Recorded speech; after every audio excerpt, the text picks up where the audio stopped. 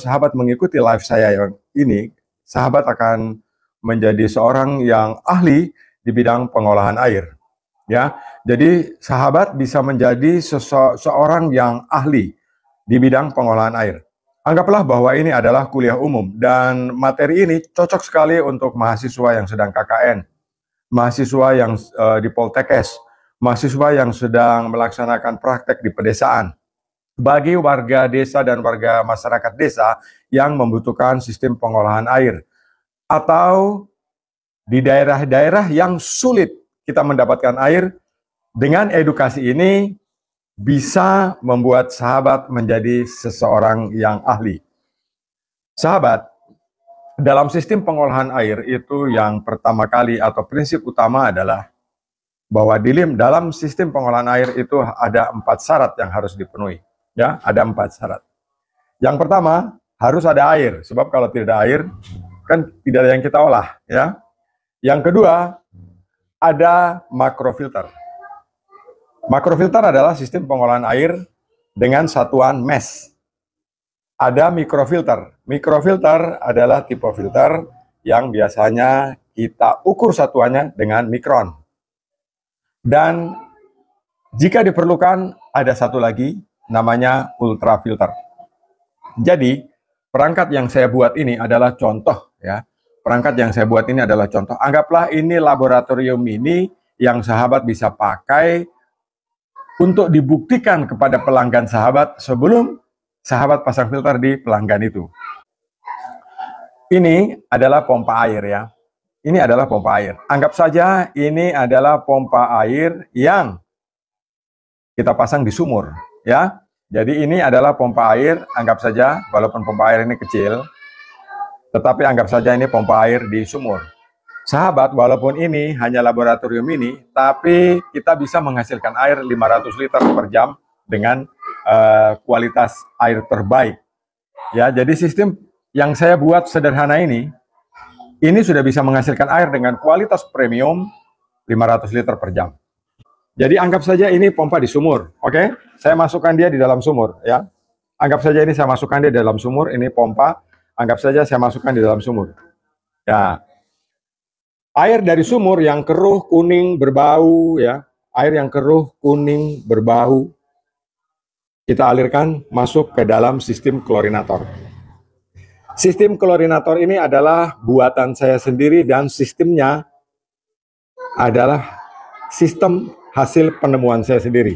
Jadi yang di sini semua ini, ya, baik produk yang saya buat ataupun produk yang saya tawarkan kepada sahabat, ini semua hasil buatan saya sendiri. Jadi saya tidak menjual produk barang orang lain, tetapi semuanya handmade, saya buat sendiri, ya. Nah, jadi air dari sumur tadi yang sudah sahabat lihat pompanya, kita masukkan ke dalam klorinator. Kenapa harus klorinator? Sahabat, klorin ini fungsinya banyak sekali. Fungsi utamanya, dia menjernihkan air. Fungsi kedua, dia adalah desinfektan. Dia membunuh 95% bakteri koli dan bakteri yang merugikan di air, termasuk bakteri pengurai. Bakteri itu ada 2 jenis, ya. Ada 2 jenis. Saya tidak ingin menggunakan istilah keilmuan, karena penonton pasti tidak semua orang yang memahami istilah, ya. Jadi saya akan menggunakan bahasa orang awam saja. Jadi bakteri itu ada 2 macam. Satu bakteri, dia bisa hidup kalau ada oksigen. Kedua, bakteri yang membutuhkan O2 untuk hidup. Jadi ada bakteri yang suka hidup bernapas dengan CO2, ada bakteri yang suka bernapas dengan O2. Jadi 2 bakteri ini biasanya ada di dalam air, terutama air sumur. Nah, air sumur itu sejernih apapun, ya. Air sumur itu sejernih apapun, sebening apapun, dia tetap mengandung bakteri. Ya, dia tetap mengandung bakteri. Kenapa seperti itu? Karena air sumur itu, ya, terutama sumur dangkal, itu sumbernya 2. Yang pertama dari sungai bawah tanah. Itu yang pertama. Yang kedua itu karena resapan, ya, karena resapan. Jadi misalnya air got meresap masuk di sumur, septic tank meresap masuk di sumur, air milik tetangga dari tai bebek, dari tai ayam, semua meresap masuk ke dalam sumur. Air hujan, ya, sebagai air yang suci, sebagai air yang bersih, air dengan kadar mineral paling rendah, itu membasahi permukaan tanah kita, ada gunanya. Jadi dia melakukan proses pembersihan atau penyucian permukaan bumi ini. Jadi semuanya bakteri yang merugikan itu diantarkan ke dalam tanah untuk diurai, ya. Jadi tanah berfungsi juga sebagai pengurai bakterinya. Di sana yang terpenting. Jadi bakteri yang tidak sempat diurai oleh tanah itu masuk dan bercampur di dalam air, ya. Nah, ketika air itu kita sedot dengan pompa air, sebenarnya yang membuat air berubah kuning itu penyebabnya adalah karena bakteri yang tidak tuntas tersaring dan terus masuk ke dalam kita punya penampungan. Di sana bakteri menari-nari dan mengurai mineral air. Jadi untuk menghentikannya kita membutuhkan klorinator. Nah, klorinator yang saya buat ini, sahabat ya, ini adalah madein saya sendiri, ya, buatan saya sendiri. Tapi saya coba saja eksplor kepada sahabat semua supaya sahabat mengerti bagaimana cara menggunakan klorinator buatan saya ini. Air masuk, ya, air masuk. Saya coba miringkan. Nah, mungkin begini lebih jelas. Air masuk dari sini. Di sini ada stop kran, ya, ada stop kran. Kalau stop kran ini dibuka, ya, kalau stop kran ini dibuka, aliran dari sumur akan menjadi aliran primer. Jadi dari sumur dia langsung bypass masuk ke sistem lanjutan. Jadi aliran ini merupakan aliran primer. Di sini klorin tidak teroksidasi dengan air. Jadi klorin tidak bersentuhan dengan air sebab jalannya bypass, ya, langsung. Nah, di dalam cangkang ini yang saya buat, ya, ini mini, ya, mini. Saya sengaja buat mini. Karena tablet klorin itu besar dan 200 mg, jadi sangat besar, dia diameternya 4 in. Jadi ini tidak bisa masuk kalau di tempat mini ini. Jadi ini hanya klorinator mini yang saya buat. Jadi di dalamnya itu ada klorin seperti ini, kecil saja, ya, kecil. Kita masukkan di sini, ini bagian dalamnya, ada pipa yang terhubung langsung, ya, dari sini ke sini langsung. Jadi karena klorin ini berbau, saya tutup saja. Menutup dengan tangan kiri tidak mudah. Nah, jadi sahabat saya teruskan. Kalau air dari sumur, posisi keran ini terbuka, air akan bypass dan klorin tidak terpengaruh dengan air. Atau tidak ada pencampuran antara klorin dan air. Atau tidak ada gas klorin yang berbaur dengan air. Ya. Nah, kalau kita menghendaki klorin ini efektif untuk membunuh bakteri coli, menjernihkan air, memisahkan air dari sedimen, melunakkan mineral zat besi, mengurai mineral zat mangan, keran ini harus kita tutup kayak gini, ya. Harus kita tutup begini. Nah, bagaimana cara klorin ini bekerja kalau ini ditutup, Pak? Katanya gitu, ya. Ini di YouTube, ya, sudah 7 tahun saya jelaskan tentang sistem ini, tetapi tetap saja ada yang bertanya. Tapi mudah-mudahan warga TikTok lebih paham, lebih bisa memahami penjelasan saya. Ketika air masuk melalui sini, ini kan jalur primer ini, ya, alur primer. Jadi ketika ini kita tutup, alur primer ini akan berhenti di sini, ya, akan berhenti di sini. Yang semula aluran sekunder ini menjadi primer, ya. Jadi air akan ke sini, menabrak stop kran, dia berpindah ke sini. Jadi yang semula sekunder menjadi primer. Nah, kemudian dia akan terbentuk di sini, ya. Di sini. Di sini sahabat lihat, di sini ada T. Nah, ketika saluran sekunder menjadi primer, dia masuk ke sini karena ini membentuk sudut 90 derajat. Di sini akan terjadi pusaran air. Pusaran air ini memiliki energi dan dorongan air menuju ke instalasi selanjutnya akan menarik uap air di dalam tabung vakum ini. Ingat, ini tabung vakum yang hanya berisi klorin, mengambil aroma klorin dikeluarkan dari sistem ini, ya, untuk instalasi atau mengalir ke jalur lebih lanjut. Jadi di sini klorinator sangat penting untuk digunakan air sumur. Jadi Air sumur, walaupun sejernih apapun, seperti yang saya katakan tadi di awal, tetap mengandung bakteri.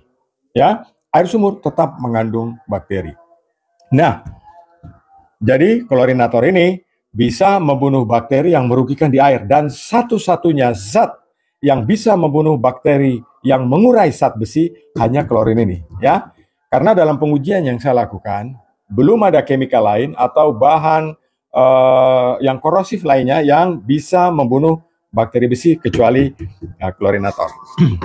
Baik, sahabat, para mahasiswa yang mau KKN, para warga desa yang ingin buat air di rumahnya, edukasi ini penting sekali karena sahabat tidak akan dapatkan dari tempat lain karena ini semua dirahasiakan, ya. Tetapi saya memberikan edukasi terbuka sebab saya lebih mengarahkan sahabat untuk menggunakan peralatan-peralatan yang modern. Yang masih menggunakan pasir, kita lupakan saja. Itu punyanya orang di masa lalu, ya. Yang masih pakai tabung FRP yang besar, biarkan saja. Itu bagian dari masa lalu. Kita lupakan saja. Mari kita ikut saya yang muda, ya.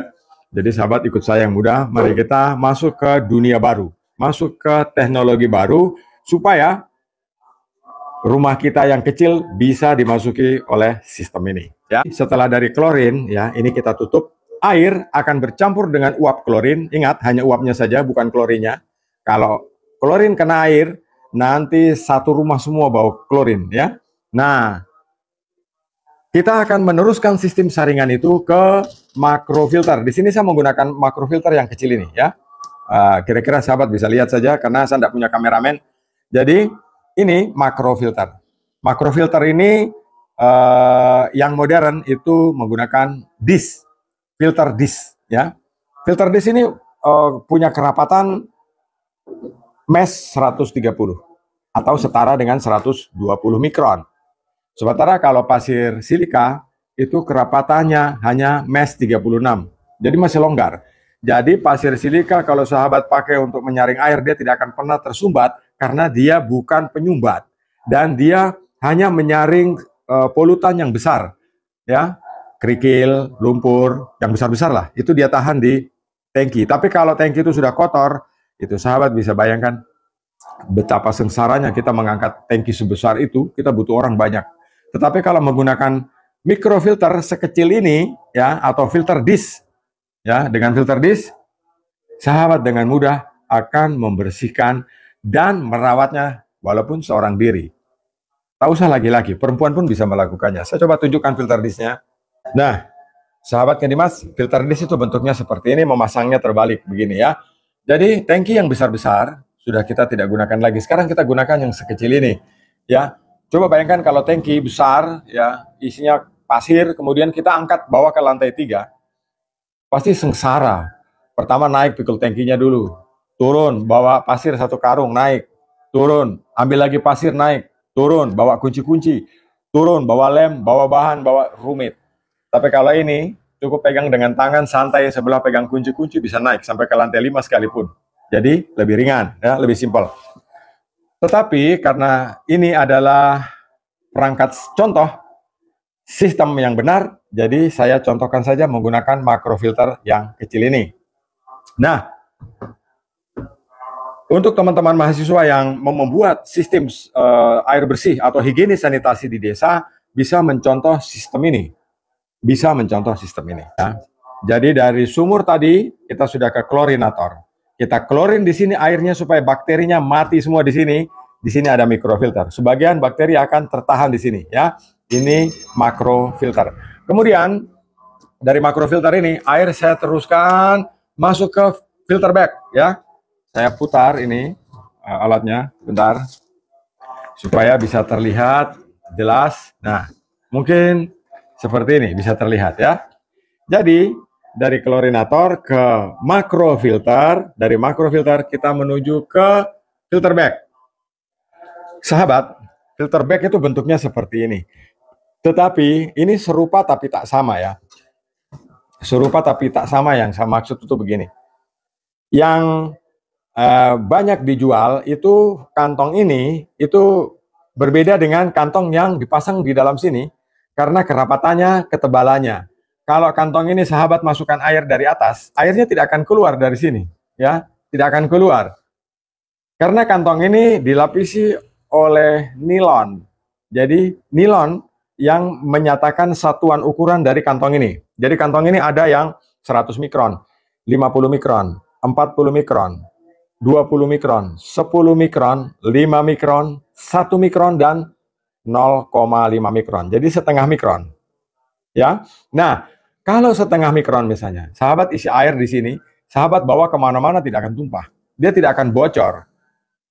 Dia membutuhkan tekanan pompa air supaya airnya bisa keluar dari sisi bagian permukaan ini, ya. Nah, jadi kantong ini saya memasangnya di dalam sini, ya. Ini saya buat dari PVC, saya buat sendiri dengan desain saya sendiri, dengan akal dan nalar saya sendiri. Saya membuat tangki ini, ya. Nah, bagaimana kita tahu kalau kantong ini sudah kotor? Kita bisa membaca dari flow meter yang sudah saya pasang di sini, ya. Ini pressure gauge yang memang untuk mengukur tekanan dari pompa air. Sahabat, di sini kita tidak membutuhkan biaya untuk penggantian selama 3 tahun, 3 sampai 5 tahun. Tidak membutuhkan penggantian biaya. Suku cadang. Kalau ini kotor, sahabat bisa cuci, ya. Tapi ingat, jangan disikat. Sebab kalau disikat, nanti nilon, lapisan bagian luar, dan polyester di bagian dalam nanti rusak. Jadi mencucinya, cuci saja biasa. Kalau saya cuci pakai mesin cuci, ya. Biasa istri marah-marah, itu barang kotor, kenapa masukkan di situ? Kotor katanya mesinnya, ya. Kalau cuma sekali 3 bulan kan tidak apa-apa, ya. Sekali 3 bulan tidak apa-apa. Jadi kantong ini tidak hanya sekecil ini. Jadi kalau sahabat pilih yang besar, saya membuat juga yang besar. Seberapa besar, Pak? Sampai dengan 100 meter kubik saya punya. Sampai dengan 10.000 meter kubik per jam saya punya. Sahabat, pasti bertanya, Pak, uap klorin yang dari sini kan bercampur dengan air, Pak. Betul. Kan pasti airnya berbau klorin, Pak. Betul. Bagaimana caranya supaya klorin itu atau tidak tembus sampai ke saringan berikutnya? Gampang, ya. Gampang sekali. Bagi saya, tidak ada yang sulit. Semua hal di dunia ini tidak ada yang sulit kalau kita mau belajar, ya, dan kita masih hidup. Itu semuanya mudah, ya. Jadi kita belajar, jangan terpaku pada digital, sumber data digital. Tetapi bagus sekali kalau sahabat rajin baca buku. Karena ketika bersekolah, orang tua mewajibkan saya membaca 1 halaman 1 hari. Tetapi karena saya suka membaca, akhirnya saya rajin membaca. Jadi koran bekas saya baca. Apapun ada tulisan yang dibuang, saya baca. Akhirnya, karena sering membaca, itu isi kepala ini lebih banyak isinya dibanding dengan saya membaca dari media online. Ya, kalau saya baca dari media online, itu 10 menit sudah hilang di sini. Udah pergi dia ilmunya. Tapi kalau kita membaca di buku, kita ingat. Karena yang kita lihat tulisannya dan kita konsentrasi pada lembar putih dan tulisan hitam. Ya, kuncinya ada di sana. Nah, tadi kita kembali. Pak, bagaimana kalau uap klorin ini tembus masuk ke dalam sistem jaringan berikutnya? Jadi caranya, ya, pakai ini, ya, pakai ini. Saya mengajarkan hal yang baik. Kalau kita punya air itu kuning, ya, pH-nya rendah, nanti tersimpan di bak lama berubah warna menjadi kuning dan sebagainya, harus menggunakan ini, ya. Ini arang. Arang ini arang biasa. Jangan mendengar teori apapun tentang arang. Arang adalah arang. Namanya arang ya tetap arang. Jadi, kenapa harus pakai arang? Saya tidak menganjurkan sahabat membeli, tetapi gunakanlah bahan yang ada di sekitar sahabat sendiri. Jadi, arang kayu boleh, arang kayu, ya. Itu namanya arang. Kenapa arang ini berbeda antara yang kita punya sendiri di rumah dari tungku misalnya dengan arang yang kita beli di toko? Itu alasan iodin katanya gitu, ya, alasan iodin. Yang kedua, kalau saya secara pribadi, itu karena kekerasannya. Jadi kalau ini arang tempurung kelapa, dia lebih keras dibanding dengan arang kayu. Kalau kita menggunakan tempurung kelapa yang dijadikan arang, kemudian kita gunakan, dia tidak tergerus oleh deburan air. Itu alasannya ya. Jadi tidak tergerus oleh deburan air. Makanya digunakan tempurung kelapa. Tapi kalau saya pribadi, saya pakai arang kayu. Ya, saya pakai arang kayu.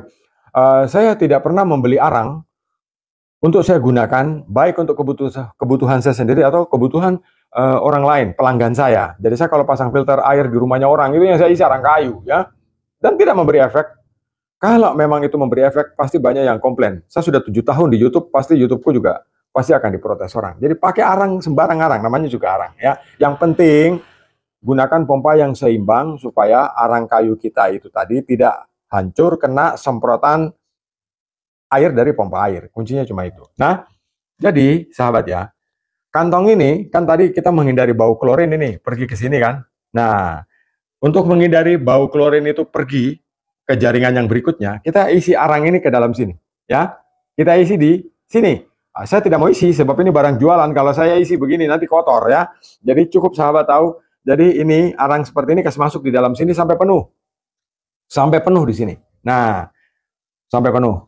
Kalau sudah penuh, baru penutupnya ditutup. Nanti saya akan tunjukkan bagaimana caranya membuka kantong filter penyaring air ini yang matiin sendiri ini ya, matiin DW ini.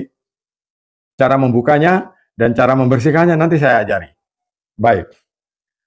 Kantong ini ada di dalam sini, jadi air masuk dari atas sini, keluarnya di sini ya. Ini keluarnya di sini. Sahabat, kalau sahabat hanya ingin air di rumah itu jernih, ya, cukup berhenti sampai di level ini. Ini sahabat bisa masukkan ke tempat penampungan. Sudah boleh. Karena kantong filter ini bisa dialiri air ya 3.000 sampai 5.000 liter per jam. Kantong kecil ini 3.000 sampai 5.000 liter per jam. Kalau sahabat tanya, Bapak tahu dari mana? Bapak jangan bicara sembarang, gitu ya. Saya tahu karena saya mendapatkan datasheet dari pabrik bahan ini. Ya, jadi saya mendapatkan material lengkap dengan datasheetnya, dan datasheet tidak bisa bohong karena datasheet pasti sudah tersertifikasi secara internasional. Kalau pabrik mengatakan bahwa bahan ini bisa dialiri air 3.000 sampai 5.000 liter per jam, saya juga akan mengatakan kepada sahabat bahwa kantong filter ini bisa dialiri air 3.000 sampai 5.000 liter per jam, kantong kecil ini ya. Nah, tadi kan kita sudah isi arang ini ya. Ini arang ini isi sini. Bau klorin tidak akan pergi kemana-mana, dia akan berhenti di dalam sini saja ya. Dia membunuh semua bakteri yang ada di dalam sini, dia tidak pergi kemana-mana. Air yang keluar dari sini, kawan, sudah jernih. Ya, jadi kalau hanya ingin, Pak, saya hanya ingin jernih saja. Jadi cukup sampai di sini saja. Ya, nah air keluarannya ini, sahabat bisa masukkan ke toren penampungan. Jadi sahabat bisa masukkan ini ke bak penampungan air. Airnya sudah jernih. Saya jamin ya. Saya jamin. Nah, bagaimana cara mengeluarkan kantong dan mengeluarkan kantong dan membersihkannya, Pak? Nah, saya kasih tahu. Caranya begini. Ini kan desain saya sendiri. Jadi saya sudah pikirkan dengan kemampuan saya sendiri. Jadi caranya begini. Ini dibuka kayak gini ya. Ini dibuka. Ditaruh aja ke bawah begini. Ini diputar ya, kayak gini, putar. Putar. Nah. Bisa ya? Nah, ini kantongnya. Angkat begini ya. Nah, gini. Kalau kotor ini kita cuci. Cuci pakai mesin cuci saja ya. Cuci. Kalau sudah bersih, kita akan masukkan di sini. Tidak perlu beli. Tidak perlu panggil tukang. Tidak perlu suruh orang angkat.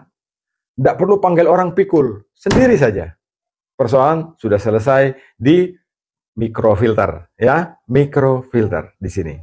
Tetapi kalau di makrofilternya, Pak, cara bersihkannya bagaimana? Kalau ini kan hanya untuk alat uji coba, jadi pasti cucinya manual juga. Tetapi kalau sudah menggunakan yang ini, nah ini tidak perlu dibuka karena di sini ada keran untuk membuang kotoran air ya. Ini di sini ada keran untuk membuang kotoran air. Jadi ini adalah filter disk, cuma ini karena barang baru jadi bukanya susah. Mungkin next time ya. Lain kali kalau saya streaming, saya akan coba menjelaskan bagaimana caranya membersihkan ini atau apa di dalamnya ini ya. Nanti lain kali. Ini bukanya keras karena ini barang baru. Nah, kita lanjutkan. Jadi, tidak usah menunggu Bapak pulang dari pekerja di luar kota. Tidak usah menunggu tukang datang untuk membersihkan, tapi kita bisa melakukan sendiri, ya. Mudah kan? Nah, mudah. Ya, jadi filter kantong ini dia punya gelang di sini. Dia tidak bisa bocor karena ketika saya tutup dengan ini, di dalam ini ada plat ya, yang saya buat, saya las sendiri juga. Ini belum saya cat jadi bentuknya jelek. Tapi kalau saya sudah cat cantik, pasti Anda mau beli juga. Jadi di sini permukaannya ini dia terjepit di sini, ya. Jadi kalau saya kancing ini, nanti plastik ini, ringnya ini akan terjepit dengan penutupnya ini. Jadi dia tidak akan bocor, apalagi merembes. Nah kayak gini, ya. Nah sahabat, walaupun bendanya ini kecil, tadi saya bilang dia mampu dialiri air 3.000 sampai 5.000 liter per jam. Ya, kancingnya begini, ibu-ibu juga bisa, cuma goyang-goyang begini. Sudah rapat ini. Kemudian dipasang lagi. Nah, sahabat, jika sahabat hanya ingin air jernih saja, cukup sampai di sini. Ya, ini saya buka. Nah ini, ujungnya ini, ya, ini tidak kelihatan, saya geser lagi.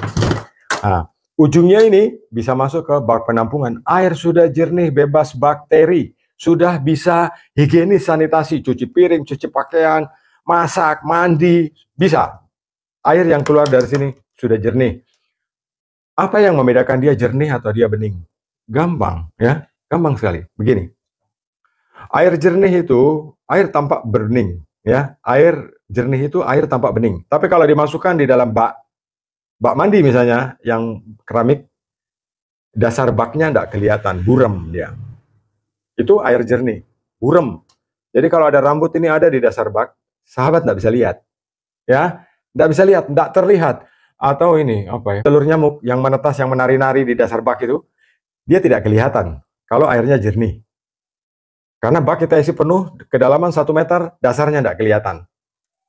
Terus Pak, bagaimana supaya air itu bening Pak?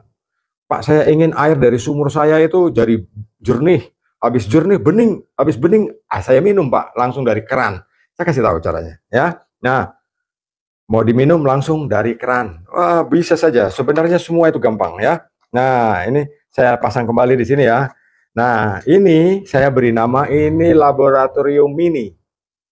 Inilah laboratorium mini yang sahabat bisa peroleh dari saya, ya. Kontak saja WA saya. Sahabat bisa lihat di profil saya itu ada nomor HP. Nah, Pak, saya ingin airnya tuh bening, Pak. Segar, bisa diminum. Wah, ini masalah menarik ini, ya. Jadi, nah ini kan ada adaptor ini. Adaptor ini sebenarnya untuk menjalankan pompa air ini yang mau saya demokan sebenarnya. Tapi ini sudah malam. Kalau saya kasih demo nanti lantai becek semua. Tidak ada yang ngepel ya. Jadi ini saya tidak gunakan. Saya taruh aja di sini karena ini sebenarnya sudah terhubung ke listrik dan bisa dicoba, bisa dipakai ya. Ini listriknya. Tapi nanti saja sebab ini malam-malam jadi nanti rumah banjir. Ya, ini pompa yang ke sumur tadi. Saya akan balik ke rahasianya. Pak, kalau saya mau air dari sumur, bebas bakteri, disaring ke endapannya, air menjadi jernih di sini. Saya mau bening Pak, air dari keran buka langsung minum. Nah, saya kasih tahu caranya. Saya putar ini, rahasianya ada di balik ini. Iya. Nah, ya. Jadi air dari sini, wah ini terkelihatan. Aduh, tidak kelihatan. Saya putar lagi satu kali lagi. Nah, jadi begini sahabat ya. Ini kan air yang tadi keluar dari filter ini kan, sudah jernih kan? Sudah jernih. Kita alirkan masuk ke PVDF ya. PVDF ini yang punya saya tidak bicarakan punyanya orang. PVDF punya saya ini premium quality, begitu kata pabrik ya. Premium quality, dia betul-betul original PVDF. Dan bakteri tidak akan bisa lewat dari PVDF ini. Zat besi tidak bisa lewat dari sini. Mangan tidak bisa lewat dari sini. Ya, polutan air, kimia pupuk, zat-zat yang berbahaya di air dia akan berhenti di sini di PVDF ini. Ya, oleh sebab itu saya putar lagi. Sudah lihat ya? Saya putar lagi. Nah, Itu sebabnya saya ada pasang keran di sini, ini buat kita minum. Nah, jadi tadi saya bilang, kalau adik-adik mahasiswa yang pergi KKN ya, mau mengajari warga desa dapat air sehat, bawa ini saja cukup. Ya, bawa ini saja cukup. Mau bikin contoh atau para teknisi ya, saya tidak pernah mengaku saya teknisi ya. Orang-orang yang mengaku teknisi itu kalau diminta orang, misalnya kan ada yang order nih, Pak tolongkah di sumur di rumah saya tuh airnya begini-begini, bagaimana caranya supaya air di tempat saya tuh bisa diatasi dengan filter apapun, begitu ya. Kalau kita bekerja dengan jujur, itu rezeki itu akan mengalir terus. Tapi kalau kita tipu-tipu orang, rezeki hanya datang satu kali, besok orang tidak mau panggil lagi. Ya, jadi kita dapat uang satu kali, tapi orang bicara kita tidak baik, nanti dia akan sampaikan ke orang lain lagi, dan kita tidak akan dapat apa-apa. Jadi kita harus kerja jujur. Datang bawa barang ini ke tempat orang yang tadi mau pasang filter. Pak, Bapak mau sampai di mana? Ya, jadi nanti dari orang itu punya pompa sumur yang tadi saya sudah kasih contoh seperti ini, dites, masukkan ke klorinator, dites, masukkan ke filter bag atau ke kantong penyaring air. Sesudah itu dilihat airnya jernih kah tidak, Pak coba cium bau kah tidak. Nah, orangnya oke, sampai jernih saja sudah. Ya, setelah jernih nanti sobat, maaf ya saya orang timur jadi saya punya mulut ini, saya sudah bilang sahabat tapi jadi sobat terus. Jadi begini, sobat nanti bisa bilang, Pak, ini kan cuma jernih Pak, kan Bapak di rumah butuh istri masak, kasihan kalau istri angkat galon masuk ke dapur, kan bagus kalau Bapak beli ini juga, pasang di dapur Pak, jadi bisa langsung untuk air minum, bisa langsung untuk air masak, pemilik rumah pasti senang. Yang semula dia membeli perangkat ini, Anda rugi karena murah, Anda bisa untung dari perangkat ini. Begitu selesai pasang, buka keran, coba langsung diminum seperti yang saya biasa lakukan ya. Kalau ingin lihat video banyak, lihat di YouTube. Nah, ini bisa langsung minum. Anda demokan diminum. Wah, airnya segar sekali. Ya, benda ini yang semula harga 300.000, Anda tawarkan 1 juta, pasti yang punya rumah langsung mau. Karena apa? Dia sudah melihat kebaikan, dia sudah melihat kebenaran. Jadi tidak datang dengan kira-kira. Orang datang, aduh tolong kah, saya punya rumah ini airnya kotor, jadi kalau disaring kah, begitu. Terus kita datang dengan menawarkan mulut saja, ya, tidak bisa membuktikan apapun. Yang punya uang juga ini tarik maju mundur, tarik maju mundur, begitu. Karena dia tidak mempercayai sesuatu karena dia belum melihat, ya. Karena begini, walaupun di firman ada bilang itu berbahagialah orang yang tidak melihat tapi percaya, tapi kalau untuk di dunia ini tidak, harus lihat dulu baru percaya, ya. Jadi melihat dulu baru orang percaya. Jadi tidak ada yang bisa tidak lihat tapi percaya. Supaya dia percaya, pasang dulu seperti ini, ya. Ini sistem paling lengkap. Makanya tadi saya bilang, ini yang sering saya bilang itu, inilah laboratorium mini untuk sahabat pakai untuk bisnis, untuk mengajari orang-orang desa, untuk mengajari orang-orang yang membutuhkan higienis sanitasi, untuk mempresentasikan kualitas air di rumah sakit ya, atau di tempat-tempat umum, atau di dalam perkumpulan-perkumpulan, atau di bengkel-bengkel, atau di toko-toko yang punya karyawan banyak. Kasih ini saja, dia sudah minum, tinggal pakai. Anak buah minum banyak di bengkel, anak buah minum banyak di bangunan, minum sampai perut kembung, ini tidak akan rusak ya. Tidak ada rusak, tidak ada penggantian. Kalau kotor cuci, pasang lagi 3 tahun. Kalau cucinya baik-baik, dirawat baik-baik, dia sampai 5 tahun. Tidak akan rusak. Bahannya ini landasannya juga dari stainless ya. Sahabat bisa buat dan rancang sama persis seperti apa yang saya buat untuk jadi contoh ya. Jadi contoh. Jadi kita mengedukasi, kita punya pelanggan, kita mengedukasi, kita punya teman, kita mengedukasi, kita punya masyarakat supaya berpikir baik, berpikir benar, tidak hanya berpikir tentang pasir dan arang.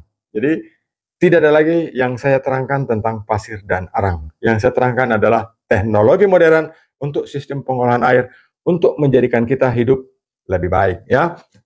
Nah, sahabat, saya duduk lagi ya. Nah, ini Pak Guru capek jadi.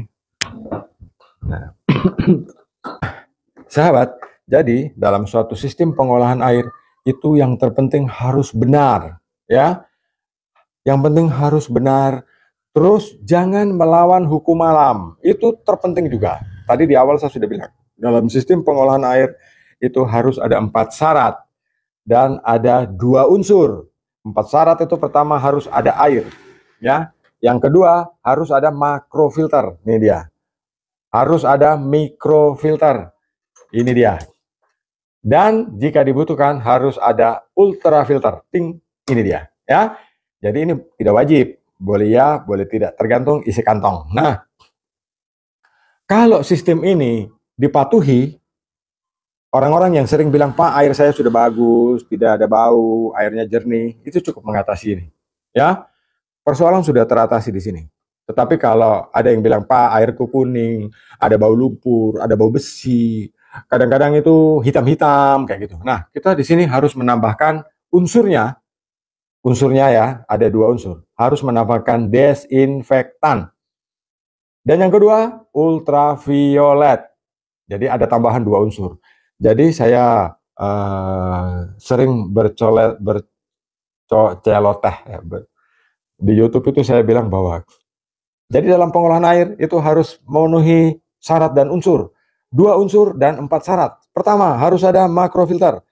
Salah. Yang pertama harus ada air dulu. Baru kedua ada makrofilter. Ada makrofilter, ada mikrofilter. Setelah ada mikrofilter, boleh pakai ultrafilter kalau sobat punya uang. Air sudah jernih sampai di sana prosesnya. Terus unsurnya apa, Pak? Kalau airnya bau besi, bau busuk, bau aneh, bau segala macam, gunakanlah klorinator dan mengisi kantongnya dengan arang. Arang apa saja bisa, mau arang kayu boleh, arang ambil di dapur boleh, pakai abu dapur juga boleh ya, terserah. Jadi saya tidak membatasi. Ini konsep berpikir yang paling rasional. Itu yang pertama. Terus yang kedua, tidak boleh menyalahi hukum alam, ya, tidak boleh menyalahi hukum alam. Sahabat, itu air ini bukan kita yang buat ya, bukan sobat punya istri, saya bicara sobat lagi, bukan sahabat punya istri, juga bukan saya punya istri yang bikin itu, walaupun para istri ini terkenal sebagai makhluk terkuat di bumi, tapi mereka tidak bisa bikin air, ya.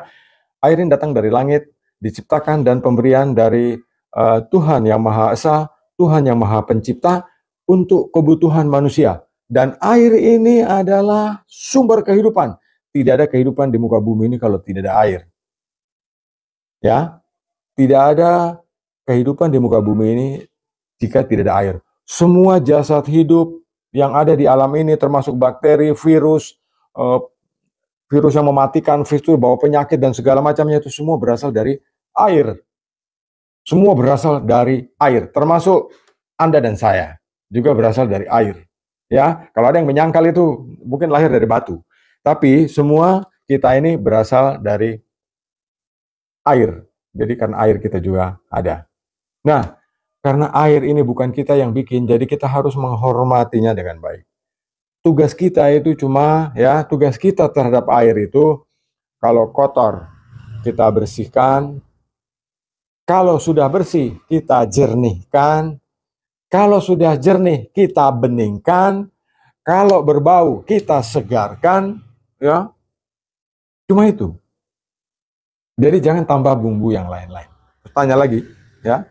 Saya menguasai banyak pertanyaan karena sejak saya bisnis air itu, ya, saya punya HP ini ada 5.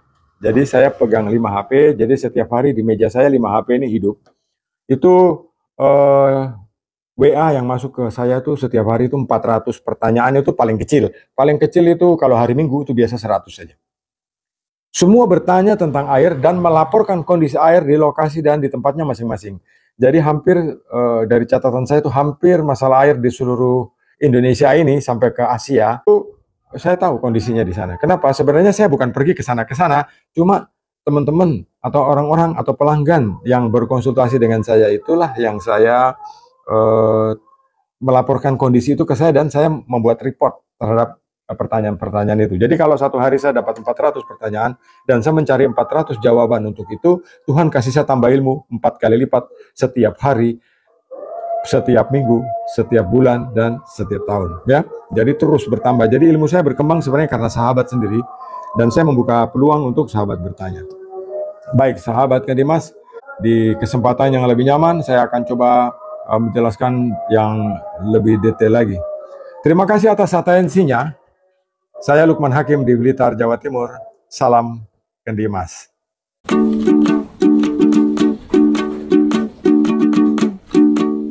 Bulan terang